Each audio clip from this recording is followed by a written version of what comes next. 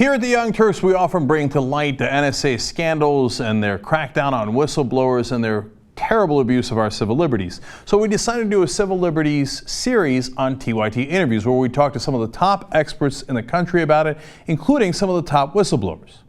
Now, one of the first guys I talked to was Kirk Weibe. He's a former NSA employee, a decorated one at that, and he blew the whistle on the NSA's outrageously expensive program called Trailblazer, and he paid a heavy price for that.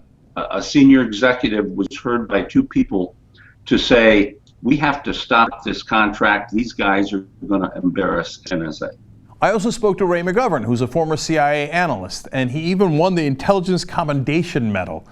And he had a fascinating story to tell about how the CIA went from an intelligence gathering operation to doing regime change and eventually became a servant to corporate power. The fourth estate is dead. We need to recognize this. I mean, the mainstream media, so-called, is owned by the same corporations who are profiteering on wars. I don't say profiting, I say profiteering. Then I talked to Trevor Tim, who's from the Freedom of the Press Foundation, and what they do is they protect journalists and whistleblowers.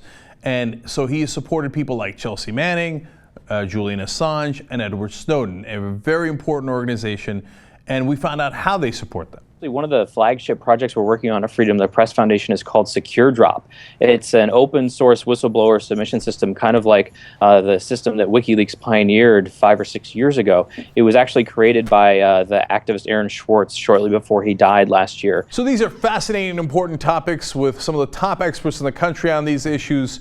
If you care about this issue of civil liberties, you're going to want to check out all these interviews on TYT Interviews. Go.